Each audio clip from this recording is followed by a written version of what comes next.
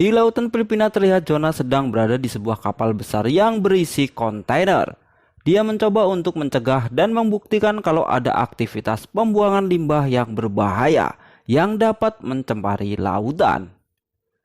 Namun saat beraksi ia pun ketahuan, dan karena terdesak Jonas pun segera terjun ke lautan. Dia lalu segera dijemput oleh rekan-rekannya yang berasal dari Manawan. Opening hatch.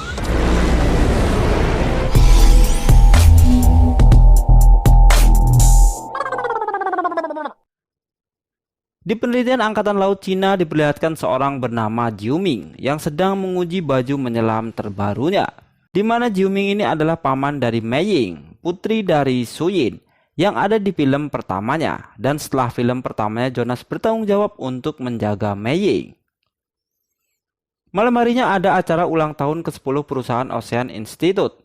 Di sana ada seseorang bernama Hillary yang sedang menunjukkan kalau mereka berhasil menangkap seekor hiu megalodon untuk diteliti. Keesokan harinya Jiuming mencoba berenang bersama megalodon. Jonas lalu mencoba melarangnya karena megalodon bukanlah hewan peliharaan.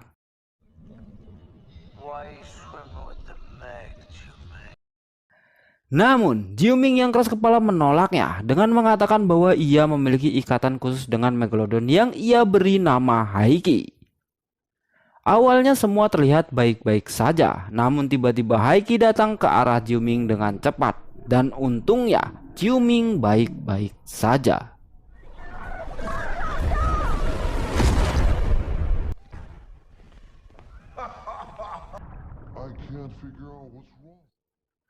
Jiuming lalu menunjukkan baju laut buatannya kepada Mei Ying, yang dimana Mei Ying juga sangat tertarik dengan lautan, sama seperti ibunya. Mereka lalu pergi ke pusat penelitian Manawan yang ada di tengah lautan. Namun di malam harinya Haiki tiba-tiba bertingkah aneh, di mana ia menabrakkan dirinya ke pembatas air dan akhirnya keluar dari fasilitas menuju lautan lepas.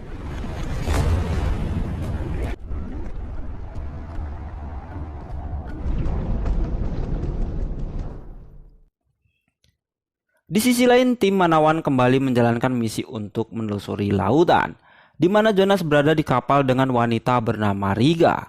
Sementara itu di Manawan ada Max, DJ, dan juga Jess yang memantau mereka dari ruang kontrol.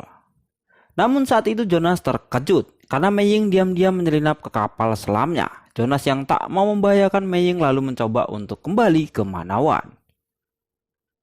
Namun saat ia ingin kembali, mereka mendapat kabar kalau ada megalodon yang sedang mendekat, yang ternyata itu adalah Haiki.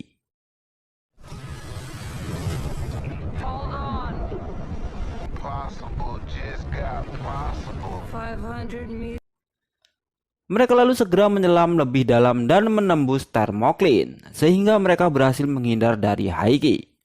Namun saat mereka sudah lepas dari Haiki, tiba-tiba datang dua megalodon lain yang ukurannya jauh lebih besar dari Haiki. Dan karena mereka sudah terlanjur berada di bawah laut, mereka pun memutuskan untuk terus melanjutkan eksplorasi, di mana mereka akhirnya mengetahui bahwa ternyata maksud ketiga hiu itu berkumpul adalah untuk Ichikiwir.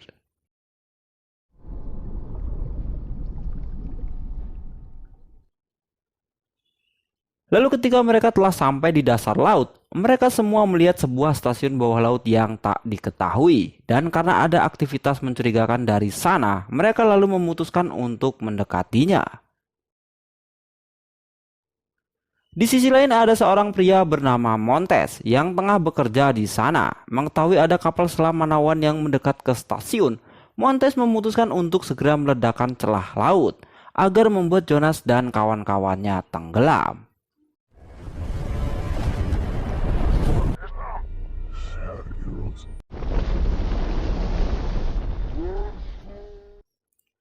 Ledakan itu membuat kapal selam Jonas tersangkut di bebatuan, sehingga mereka semua akhirnya tertimpa longsor.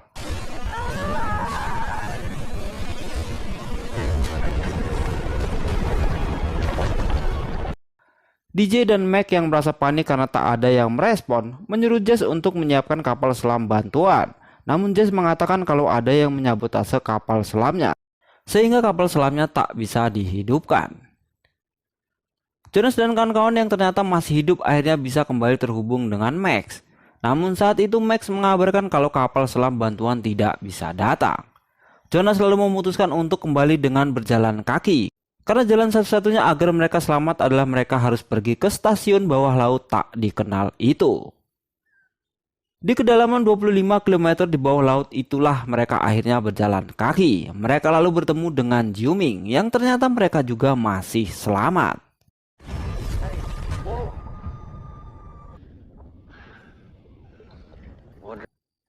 Mereka lalu berjalan santai di bawah permukaan laut yang tekanannya amat tinggi. Saat mereka sedang berjalan santai, tiba-tiba si Bambang melihat sesuatu di sana yang ternyata itu hanyalah seekor binatang biasa.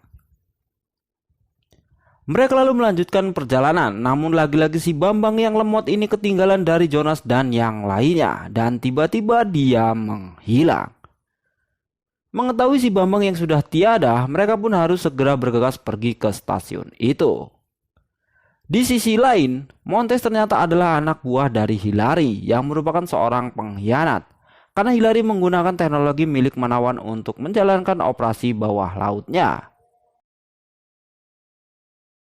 Kembali lagi pada Jonas, di mana 1 km lagi menuju stasiun, mereka melihat sebuah pergerakan yang ternyata itu hanyalah kawanan ikan biasa.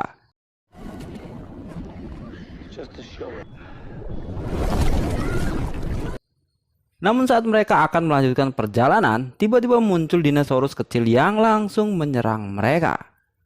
Dengan oksigen yang sudah sangat menipis, Jiuming akhirnya menghidupkan lampu senter untuk mengusir para kawanan dinosaurus tersebut. Hal itu tentu saja membuat sang Megalodon datang, karena seperti yang kita tahu bahwa ia sangat menyukai cahaya lampu. Dengan cepat mereka segera pergi menghindari Megalodon yang datang mengejar mereka. Dan untungnya semua masih selamat sampai ke stasiun. Namun saat mereka akan pergi, helm Curtis yang sudah retak dan tak tahan lagi dengan tekanan laut akhirnya meledak. Dan membuat ia harus meningsoy. Sehingga hanya tersisa 4 orang saja yang masih selamat.